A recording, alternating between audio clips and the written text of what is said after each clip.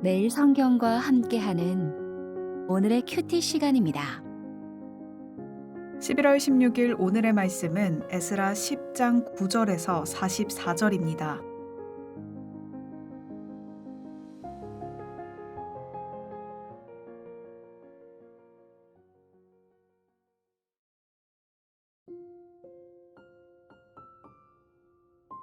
유다와 베냐민 모든 사람들이 3일 내에 예루살렘에 모이니 때는 아홉째 달 20일이라. 무리가 하나님의 성전 앞 광장에 앉아서 이 일과 큰 비 때문에 떨고 있더니 제사장 에스라가 일어나 그들에게 이르되 너희가 범죄하여 이방 여자를 아내로 삼아 이스라엘의 죄를 더하게 하였으니 이제 너희 조상들의 하나님 앞에서 죄를 자복하고 그의 뜻대로 행하여 그 지방 사람들과 이방 여인을 끊어버리라 하니 모든 회중이 큰 소리로 대답하여 이르되 당신의 말씀대로 우리가 마땅히 행할 것이니이다. 그러나 백성이 많고 또 큰 비가 내리는 때니 능히 밖에 서지 못할 것이요 우리가 이 일로 크게 범죄하였은즉 하루 이틀에 할 일이 아니오니 이제 온 회중을 위하여 우리의 방백들을 세우고 우리 모든 성읍의 이방 여자에게 장가든 자는 다 기한의 각 고을의 장로들과 재판장과 함께 오게 하여 이 일로 인한 우리 하나님의 진노가 우리에게서 떠나게 하소서 하나 오직 아사엘의 아들 요나단과 디과의 아들 야스야가 일어나 그 일을 반대하고 무술람과 레위 사람 삽브대가 그들을 돕더라. 사로잡혔던 자들의 자손이 그대로 한지라. 제사장 에스라가 그 종족을 따라 각각 지명된 족장들 몇 사람을 선임하고 열째 달 초하루에 앉아 그 일을 조사하여 첫째 달 초하루에 이르러 이방 여인을 아내로 맞이한 자의 일 조사하기를 마치니라. 제사장의 무리 중에 이방 여인을 아내로 맞이한 자는 예수와 자손 중 요사닥의 아들과 그의 형제 마아세야와 엘리에셀과 야립과 그달랴라. 그들이 다 손을 잡아 맹세하여 그들의 아내를 내보내기로 하고 또 그 죄로 말미암아 수양 한 마리를 속건제로 드렸으며 또 임멜 자손 중에서는 하나니와 스바랴요 하림 자손 중에서는 마아세야와 엘리야와 스마야와 여히엘과 우시야요 바스훌 자손 중에서는 엘요에네와 마아세야와 이스마엘과 느다넬과 요사밧과 엘라사였더라. 레위 사람 중에서는 요사밧과 시므이와 글라야라 하는 글리다와 브다히야와 유다와 엘리에셀이었더라. 노래하는 자 중에서는 엘리아십이요 문지기 중에서는 살룸과 델렘과 우리였더라. 이스라엘 중에서는 바로스 자손 중에서는 라мя와 이시야와 말기야와 미야민과 엘르아살과 말기야와 브나야요 엘람 자손 중에서는 마따냐와 스가랴와 여히엘과 압디와 여레못과 엘리야요 사또 자손 중에서는 엘요에네와 엘리아십과 마따냐와 여레못과 사밧과 아시사요 베베 자손 중에서는 여호하난과 하나냐와 삽베와 아들레요 바니 자손 중에서는 무술람과 말룩과 아다야와 야숲과 스알과 여레못이요 바한모압 자손 중에서는 안나와 글랄과 브나야와 마아세야와 마따냐와 브살렐과 빈누이와 므낫세요 하림 자손 중에서는 엘리에셀과 이시야와 말기야와 스마야와 시므온과 베냐민과 말룩과 스마랴요 하숨 자손 중에서는 마뜨네와 마따따와 사밧과 엘리벨렉과 여레메와 므낫세와 시므이요 바니 자손 중에서는 마아데와 아므람과 우엘과 브나야와 베드야와 글루히와 와냐와 느레못과 에랴십과 마따냐와 마뜨네와 야아수와 바니와 빈누이와 시므이와 셀레мя와 나단과 아다야와 막나드베와 사세와 사레와 아세렐과 셀레мя와 스마랴와 살룸과 아마랴와 요셉이요 느보 자손 중에서는 여이엘과 마띠디아와 사밧과 스비네와 이또와 요엘과 브나야더라. 이상은 모두 이방 여인을 아내로 맞이한 자라. 그 중에는 자녀를 낳은 여인도 있었더라.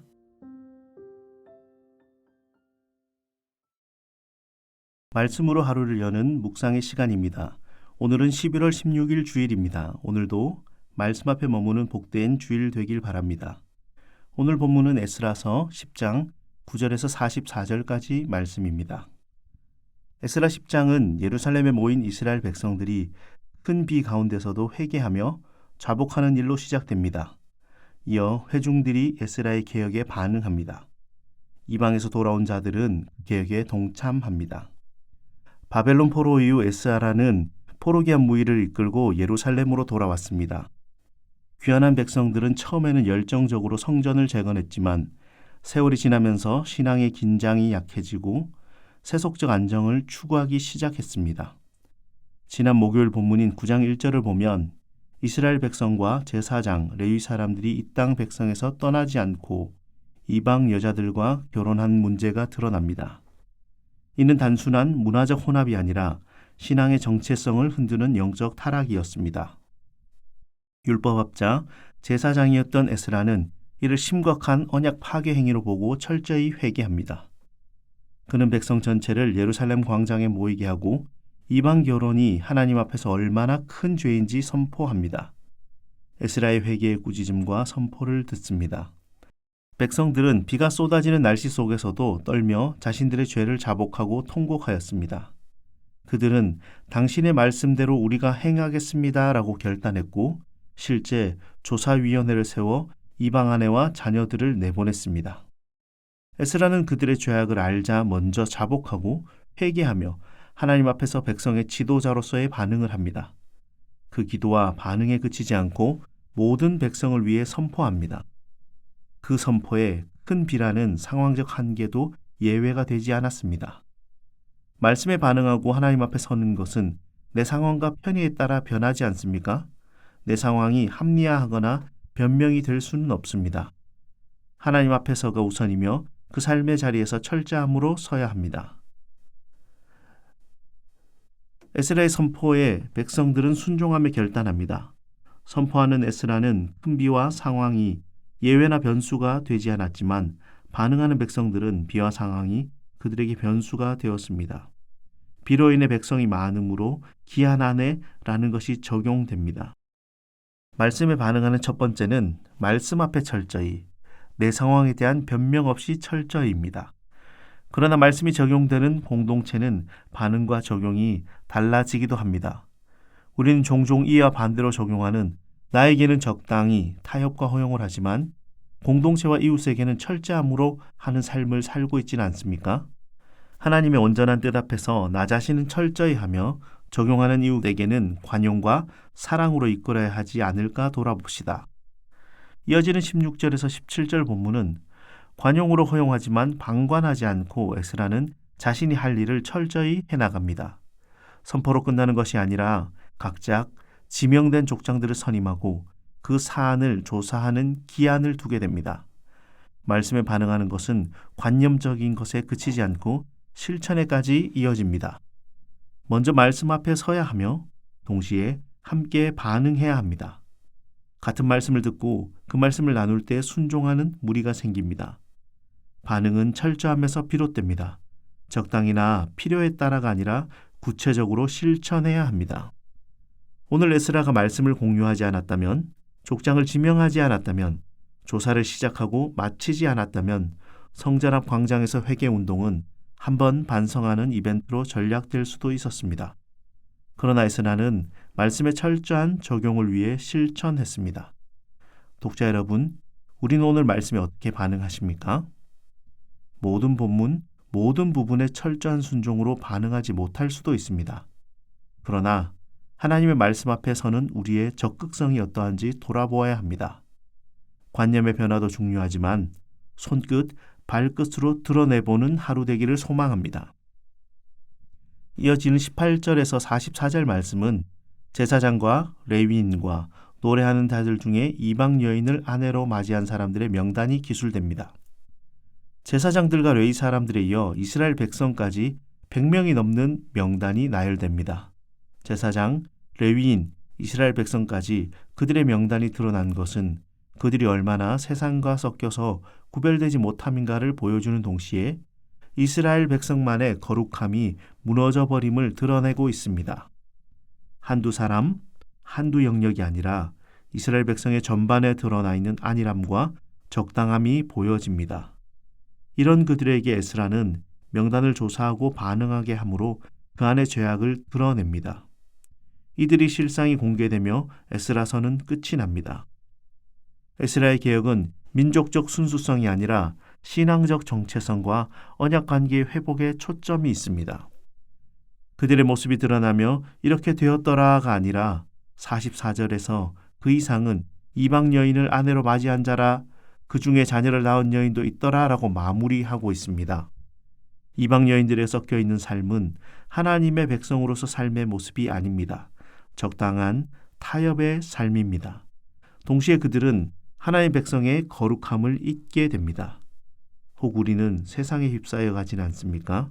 동시에 에스라의 마지막에 그들의 일상을 표현하고 마무리된 것처럼 평범한 일상 같지만 그들의 모습이 적나라하게 드러나는 참상 가운데 서 있지는 않습니까? 하나님은 하나님의 백성의 구별된 삶을 요구합니다. 요구가 아니라 하나님의 백성이라면 하나님의 뜻에 따라 살아야 하는 것입니다. 세상에 휩싸여 살 때 우리는 이방인인지 하나님의 백성인지 구분되지 않습니다. 그래서 적당히 듣고 적당히 따르는 삶을 살기도 합니다. 그러나 우리는 에스라처럼 말씀에 민감하며 철저히 나를 돌아보는 인생이 되기를 바랍니다.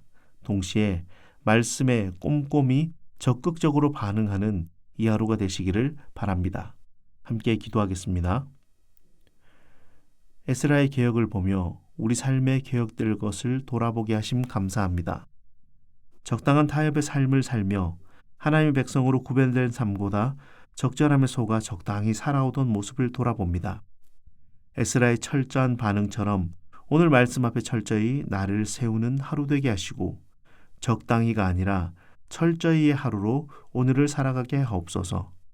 예수님 이름으로 기도하옵나이다. 아멘.